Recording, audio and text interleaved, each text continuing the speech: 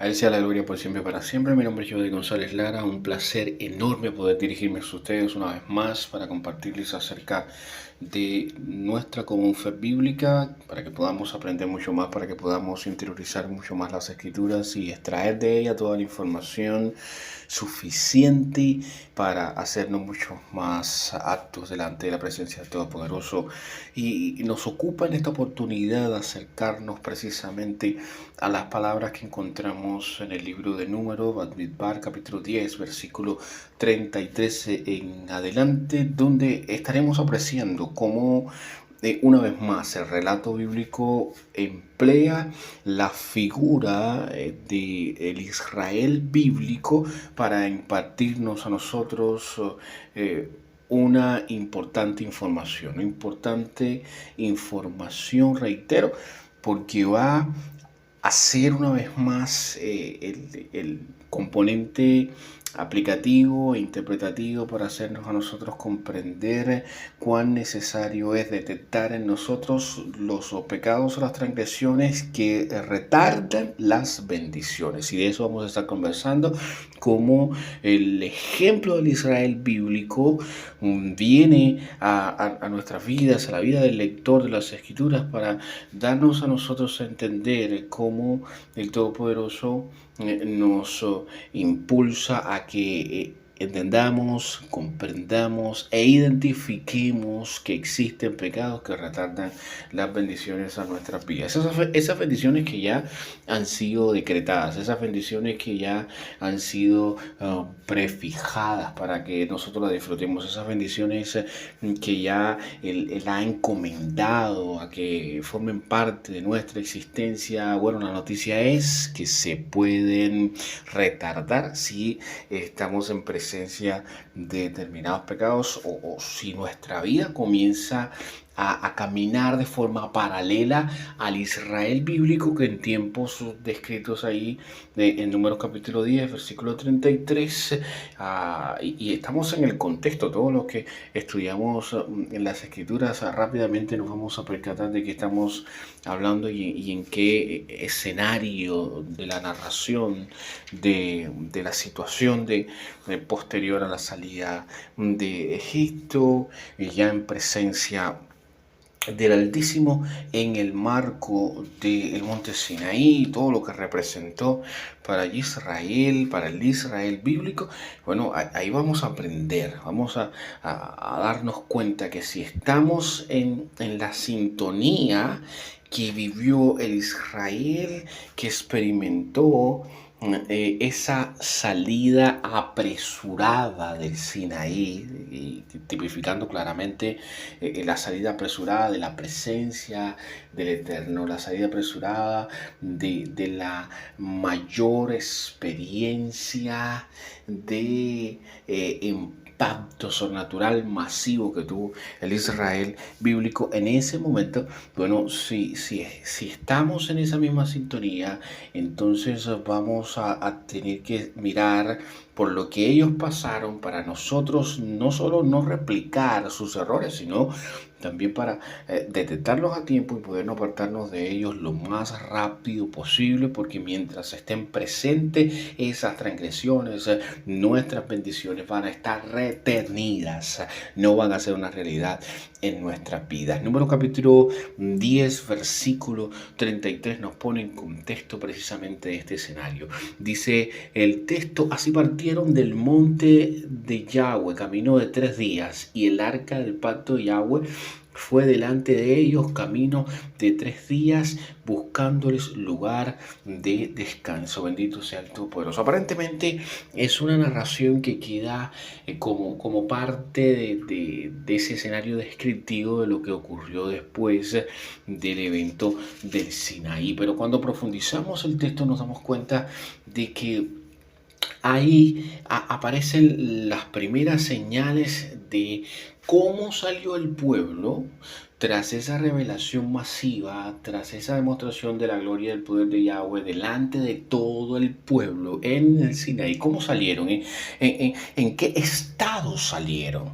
Dice la escritura en el verso 33 que salieron apresurados, pero tan apresurados que la mayoría de los comentaristas hablan precisamente del versículo 33 y señalan el hecho de que la trayectoria que debieron realizar en 3 días, tan apresurados salieron, con tanto temor, tan despavoridos, salieron corriendo de la presencia de Yohei Bajé, que lo recorrieron en un solo día. Por eso la narración del verso 33 está diciendo, y salieron por el camino de 3 días, y el arca de Yahweh estaba 3 días por delante de toda la congregación. Así de despavoridos salieron, así de temerosos salieron, pero no con el temor reverente de decir, voy a rápidamente a poner en práctica lo que Yahweh me dijo, voy rápidamente a poner en práctica sus mandamientos, voy rápidamente a poner en práctica todo lo que Él me dijo y me garantizó que eso daría a luz una serie de bendiciones para mi vida, sino que salieron con mucho temor, pánico y espanto. Y esa misma condición, esos mismos sentimientos entremezclados, eso le valió para proyectarse de una forma que le fue contado como la primera transgresión que frenó un proceso de bendición que debía ser y estaba programado para ser mucho más corto. Y yo creo que usted lo sabía, y si no lo sabía, por favor, acérquese al texto bíblico y descubra la distancia a recorrer oficialmente entre Sinaí a Eretz Israel, a la tierra prometida, debía ser muy corta, y se alargó por 40 largos años, dando vuelta, pereciendo, recibiendo castigos y juicios. La primera sentencia, el primer escalón que le provocó un freno para recibir esa bendición que le estaba guardando en la tierra prometida, fue precisamente el salir de la presencia de Yahweh, seguir supuestamente la voluntad del Eterno. Y digo supuestamente, ¿por qué razón? Porque salieron de monte Sinaí siguiendo la voluntad del Eterno con la actitud incorrecta. Y eso le fue contado como transgresión, como pecado, y como la génesis de una rebeldía que no había sido desarraigada completamente de sus corazones, a pesar de haber sido expuestos a la majestuosa gloria de Dios, Yohei Bajé, desde el momento del éxodo hasta la manifestación plena del decreto, del acta, del compromiso, del pacto que fue revelado en Sinaí. Verso 33 enfatiza a una distancia de 3 días lo que debió recorrerse en un tiempo normal, se recortó en un solo día. Y ampliando mucho más el aspecto, nos damos cuenta de que si el creyente no allana su voluntad a la voluntad del Eterno, ahí hay un problema, ahí nos es contado como pecado. Si aquel que profesa una fe bíblica no es capaz de allanar, de someter su voluntad a la voluntad del Eterno, entonces hay un problema. Si no hay un sometimiento voluntario y entusiasta a la voluntad y a la palabra del Eterno, entonces hay un problema y nos es contado como un freno para las bendiciones que Él nos ha decretado que vengan sobre nuestras vidas. La sumisión a la voluntad del Eterno es la máxima aspiración en esta existencia. Si hay otra aspiración que supera a someternos a su voluntad, entonces se nos es contado como un problema, como una transgresión, y eso frena la bendición que Él ha decretado sobre nuestras vidas. Cuando ampliamos un poquitico más, nos acercamos al capítulo 11, versículos del 1 al 3, y encontramos que hay muchos más elementos que nos ayudan a comprender en cuán apretados momentos de transgresiones estuvieron experimentando el pueblo de Israel bíblico en este escenario, a partir del capítulo 11 del libro de Bamidbar, Números, y comprendemos entonces qué no debemos hacer. Ya vimos anteriormente todo lo que tiene que ver con la gente que sigue la voluntad del Eterno, pero con la actitud incorrecta. Y eso, claro está, se nos suma y se nos es contado como pecado, la rebeldía y la autoconmiseración, que se traduce en quejas, en retomar y el intento de retomar la naturaleza corrupta que debía haber sucumbido en Egipto, que debía haber quedado sepultada completamente en la presencia de Dios que bajé de Monte Sinaí, y que debía haber sido quitada completamente, debían haberse despojado de esa vieja naturaleza corrupta, en ese momento de ambiente espiritual vigorizante, energizante que experimentaron todos los que fueron expuestos a la gloriosa revelación de la palabra. Bueno, eso no fue así. Y le fue contado como freno, le fue contado como pecado, le fue contado como transgresión. Allí está el relato, capítulo 11, desde el versículo 1. El juicio comienza entonces por el liderazgo. Y eso lo deducimos no por capricho interpretativo, por forzar el texto, sino que nos damos cuenta cómo el todo suficiente nos revela esas pinceladas curiosas, para que nosotros como lectores sabios nos percatemos de que hay una información tras una información. Y es precisamente como el todo suficiente decreta juicio y dice sobre los linderos. Y es un término que para nosotros en el castellano tiene más que ver con las inmediaciones, con lo que bordea, con lo que está a la par de los caminos y demás. Pero cuando vamos al texto desde la perspectiva hebrea y desde el pensamiento propiamente hebreo, nos damos cuenta que es una clara referencia al liderazgo. El juicio comienza en el liderazgo del pueblo, en ese liderazgo insuficiente, en ese liderazgo incapaz, en ese liderazgo sin poder de influenciar sobre las masas, ese liderazgo incapaz de dirigir, incapaz de ser coordinador. Amado, no tolera el Altísimo un liderazgo que no sabe enseñar a tener fe. Y hoy por hoy tenemos un montón de gente en los canales de YouTube, en ministerios que se dicen raíces hebreas, que se dicen evangélicos o reformados, que se dicen de todo tipo de denominaciones, con liderazgo que enseña mucho dogma, pero que enseña poco sobre tener fe. Liderazgo que enseña mucha emocionalidad, pero que enseña poco sobre tener fe. Y toda expresión de fe implica riesgo. Y eso es lo que las denominaciones no quieren enseñar, no quieren arriesgarse, no quieren confrontar al creyente con la realidad del riesgo que supone tener fe. Quieren ministerios tan seguros, que se alejan de la enseñanza sobre la fe, se aproximan, acarician, embadurnan y adornan la doctrina de tal forma que se hace tan fantasiosa, tan ficticia, tan excesivamente poética, que alejan a la gente de las enseñanzas que tienen que ver con tener fe. El liderazgo insuficiente enseña dogma más que tener fe. La insatisfacción fue uno de los pecados, otro de los pecados que retuvo en gran manera las bendiciones que Yahweh tenía reservadas para el pueblo de Israel bíblico.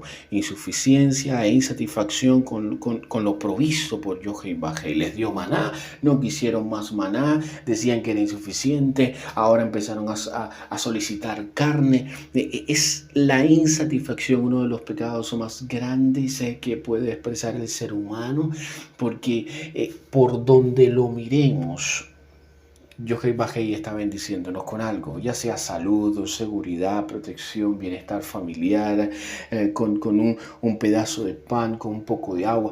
La bendición está presente, se materializa, pero si no nos percatamos de ella y no somos agradecidos y simplemente nos acercamos a Yahweh con esa queja continua, vamos a ser similares a ese pueblo de Israel que salió del Sinaí con una supuesta alineación con la voluntad de Yohei Bajei, pero con una intención incorrecta en su corazón, y desató la rebeldía a la expresión desagradecida con lo que Yohei Bajei le había provisto.